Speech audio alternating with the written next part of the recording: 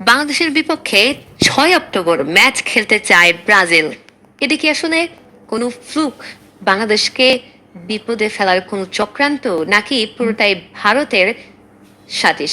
আজকে জানাতে ব্রাজিলের একটি টিম বাংলাদেশে এসেছে, বাংলাদেশের মাঠ দেখতে, যা ক্রিস্টিয়ান দেখেছে, বসুন্ধরা কিংসের মাঠ দেখেছে। ব্রাজিলের সাথে বাংলাদেশের ম্যাচ খেলে আসলে কি লাভ হবে নাকি ক্ষতির এই বিষয়ে, সেটা নিয়ে একটু আলোচনা করতে চাই। চলুন বিস্তারিত তুলে ধরা যাক। 3 অক্টোবর কলকাতার যুব ভারতী ক্রীড়ামনে 5বারের বিশ্ব চ্যাম্পিয়ন ব্রাজিলের মুখোমুখি হবে ভারত। নিঃসন্দেহে ভারতীয় ফুটবলের জন্য এটি বড় একটি ইভেন্ট, কিন্তু প্রশ্ন হচ্ছে এই ম্যাচের বিশাল আয়োজনের খরচ, বাণিজ্যিক হিসাব আর সম্ভাব্য লোকসানের দায় শেষ পর্যন্ত কে নেবে? আর এখানেই বাংলাদেশের নাম সামনে আসছে। প্রথম প্রশ্ন, ভারত কি ফুটবল স্টেডিয়ামের এতটাই অভাব যে ব্রাজিলকে খেলাতে হবে, কলকাতাতে আয়োজন করতে হবে?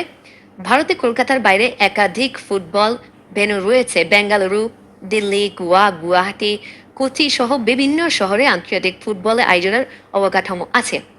অধিনায়ক বাইচুং ভুটিয়া প্রকাশ্যে প্রশ্ন তুলেছেন, ব্রাজিলে ম্যাচে কথিত 50 থেকে 70 কোটি রুপি খরচ করা কতটা যৌক্তিক, যখন ভারতের অনেক ক্লাবই আর্থিক সংকটে রয়েছে।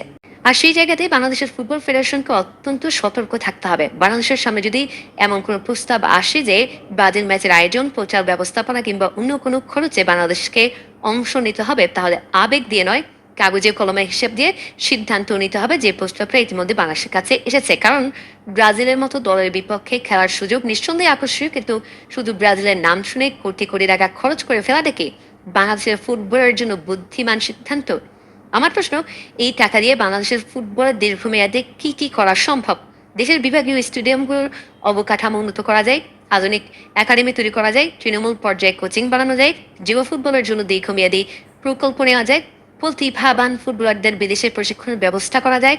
অর্থাৎ একে ব্রাজিল ম্যাচের পেছনে বিপুল অর্থ খরচ করার পরিবর্তে সেই অর্থ যদি বাংলাদেশের ফুটবলের ভিত্তি শক্ত করতে ব্যয় করা হয়, তার সুফল পাওয়া যেতে পারে বহু বছর ধরে।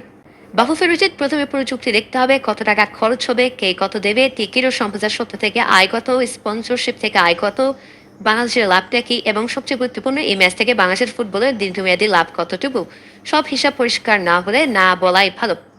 ব্রাজিলের সঙ্গে একদিনের ম্যাচ নয়, বাংলাদেশের ফুটবলের জন্য দরকার একাডেমি, অবকাঠামো, কোচ, যুব উন্নয়ন এবং দীর্ঘমেয়াদী পরিকল্পনা। বাফুফের তাই চোখ কান খোলা রাখতে হবে, কারো আর্থিক চাপ কমানোর জন্য নয়, বাংলাদেশ যেন নিজের পকেট খালি না করে। ব্রাজিলের জার্সির চাকচিক্য দেখে নয়, বাংলাদেশের ফুটবলের ভবিষ্যৎ দেখে সিদ্ধান্ত নিতে হবে। আপনার কি মত? ব্রাজিলের সঙ্গে বড় অঙ্কের টাকা খরচ করে ম্যাচ, নাকি সেই টাকা বাংলাদেশের ফুটবলের উন্নয়নে ব্যবহার করা উচিত?